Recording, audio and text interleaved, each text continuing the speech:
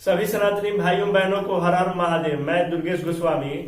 आज बात करेंगे दो दलित नेता पे। किस समाज वो आजकल बहकावे में आकर और जय भीम जय नीम के नारे लगा रहे हैं, लेकिन ये जय भीम और जय नीम के नारे तो लगा दे रहे हैं, लेकिन इनको समझ में नहीं आ रहा है कि इसका अर्थ क्या हुआ और इसका परिणाम क्या होगा।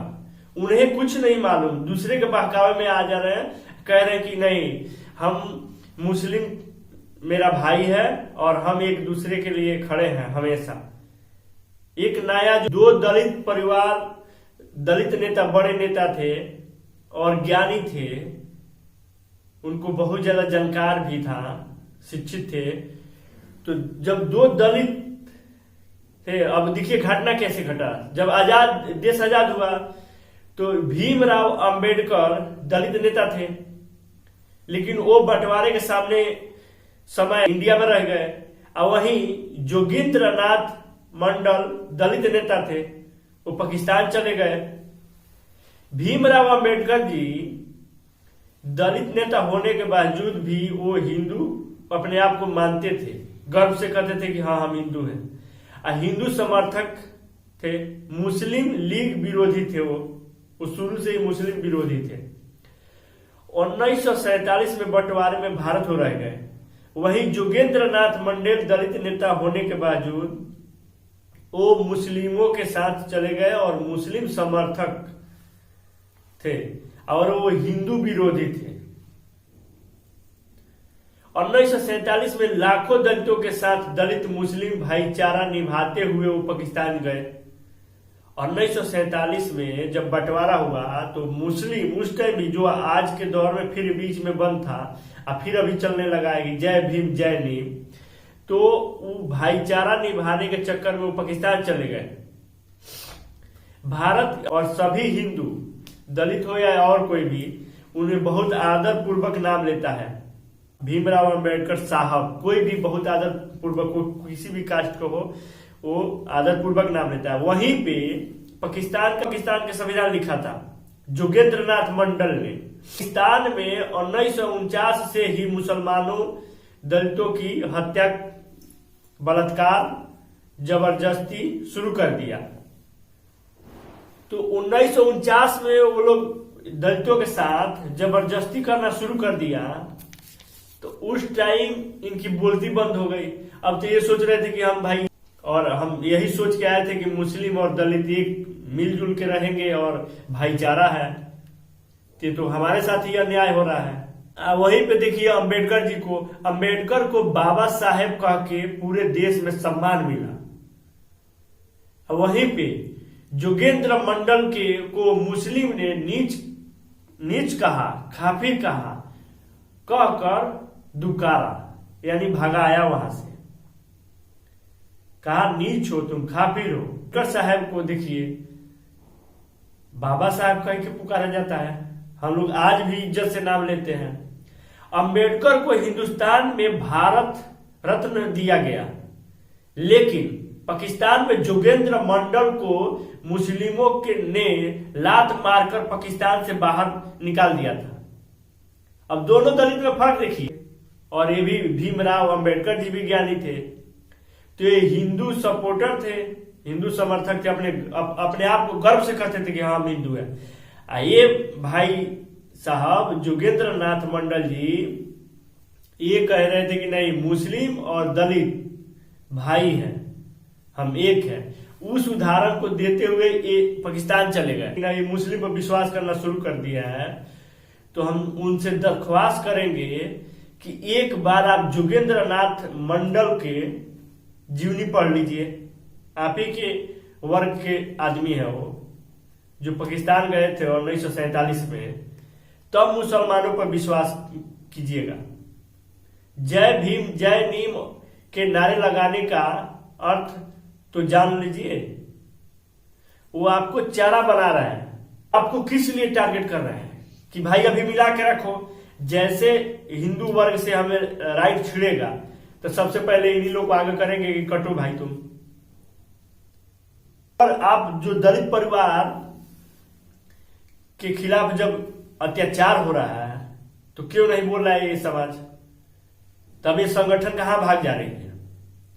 और जब आप दलित परिवार चाहे दलित भाई हमारे कह रहे हैं जय भीम जय नीम के नारे लगा रहे हैं, तो जब दलित के साथ अत्याचार हो रहा है, मुस्लिम भाई कर रहा है, तो क्यों नहीं यही उनका वर्ग कह रहा है कि नहीं नहीं ये गलत है, इस पे कार्रवाई होना चाहिए, फांसी दे दो या जेल डालो? नहीं, इस पे कोई कमेंट ही नहीं आ रहा है। अभी हाथरस जो है उसमें फिलहाल ही 1 महीना नहीं हो रहा है, सभी लोग आप शायद न्यूज पर देखे होंगे, दलित बेटी को घर से उसके माँ बाप रोकते रह गए, चिल्लाते रह गए, ये लोग जबरन उसे मोटरसाइकिल पर बैठाए और गन्ने के खेत में लेके चले गए। 4 लोग, चारों मुस्लिम थे, वो उसने चारों मिल के रेप किया और पेड़ पे टांग दिया। तो जब पुलिस आई तो छानबीन हुआ तो वो गन्ने के खेत में एक पेड़ था बीचों बीच में, उसमें लटकी पड़ी है। तो उसके साथ जब ये दलित तुम्हारा जय भीम जय नीम के नारा लगवा रहा है, जो भी संगठन तुम्हें की कान में भर रहा है, तुम्हारे दिमाग में भर रहा है हमारे दलित भाई को कि नहीं नहीं तो आप हिंदुओं के साथ में छोड़िए, आपका इज्जत नहीं है, तो हमारे कहने का मतलब है ठीक है, अब अपने दिमाग से सोचिए। लेकिन ये तो देखिए कि जब आपके साथ अत्याचार हो रहा है, दलित बेटी के साथ, बहन के साथ हुआ ये काम, तो आपके ये जो समाज है वो क्यों नहीं आवाज उठाया कि नहीं हम तो आपको अपना मानते हैं, तो फिर हमारे साथ ऐसे अत्याचार क्यों? तो उस पे क्यों नहीं आपके जय नीम वाले बोले कि नहीं इसे फांसी दे देना चाहिए या जीवन कारावास होना चाहिए या जेल होना चाहिए? ये तब कहां भाग गए भाई, क्यों नहीं बोले? तो इस पे सोचिए, जो भड़का रहा है, जो गलत, वो अपना क्या कहते हैं रोटी सेक रहा है, वो अपना स्वार्थ के लिए, ऐसा नहीं है कि वो आपके हित के लिए मर रहा है। नहीं, ये कहां भाग गए थे आप? अब देखिए टीवी पर कहीं आवाज उठाए हुए देख रहे हैं? एक भी मौलवी नहीं बोला कि नहीं ये गलत हुआ है। चारों के चारों उसी कास्ट के थे, मुस्लिम समाज से बिलोंग करते हैं, और उन्होंने लड़की के साथ गलत काम भी किया और मार भी डाला। तो समाज क्यों नहीं बोला भाई? तो हम सभी दलित भाइयों से यही कहेंगे कि आप जानिए और किसी के बहकावे पर मत आइए भाई। जो आपके कान में भर रहा है कि नहीं ये आपको इज्जत नहीं कर रहा है, अरे तो इज्जत नहीं कर रहे थे तो आप भीमराव अंबेडकर जी, बाबा साहब कैसे कहलाने लगे? आप सोचे हो कभी? उस टाइम तो आरक्षण नहीं था, तो फिर वो संविधान कैसे लिख दिए? तब अगर आपके हिसाब से जो आज के दलित भाई कह रहे हैं, जो आपको भड़का रहा है, उसके हिसाब से देखे तो भीमराव अंबेडकर जी को उस टाइम हक ही नहीं बन रहा था। जब सब पे ऊंची कोटि के वर्ग के लोग का हक था, तो इनका हक ही नहीं बन रहा था। ऐसा नहीं था कि उस टाइम पढ़े लिखे और लोग नहीं थे, लेकिन नहीं, इनको इज्जत दिया गया, इनका ज्ञान के सम्मान किया गया। वो अपने ज्ञान के ताकत पे वो वहां जाके स्थापित हुए और संविधान लिखे। उस टाइम बिना आरक्षण के आदमी, बताइए एक दलित आदमी उतना हाई लेवल एकदम उच्च स्तरीय पे बैठा, जो संविधान लिखा, जिसको आज कोई भी व्यक्ति संविधान का हवाला देता है कि नहीं हम संविधान से ये कर देंगे, आप संविधान है नहीं डरवा सकते आप, हमें ऐसा नहीं कर सकते हैं। तो आप सोचिए, जब उस टाइम आरक्षण नहीं था तब भी वो भीमराव अंबेडकर जी, अब वहीं पे देख लीजिए जोगिंद्रनाथ मंडल जी को, वो भी पाकिस्तान गए थे भाईचारा निभाने, और उनको इतना बढ़िया भाईचारा निभाया, वो भी संविधान लिखे थे।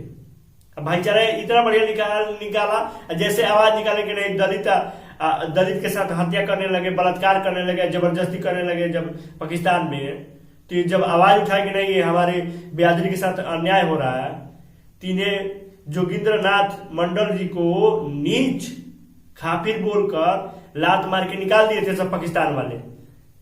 तो जो भी खास तौर पे दलित हिंदू भाई से हमारा रिक्वेस्ट रहेगा कि एक बार विश्वास करने पे जो भड़का रहा है, और मुस्लिम पे विश्वास करने से पहले आप जोगिंद्रनाथ मंडल जी के जीवनी पढ़ लीजिए कि क्या हश्र हुआ था। बहकावे में आने की जरूरत नहीं है, हिंदू धर्म सर्वोपरि है, तो आप इस पे विचार कर लीजिए, तभी इधर उधर मन बनाइएगा। चलिए, सभी भाई को, हिंदू भाइयों को हर हर महादेव।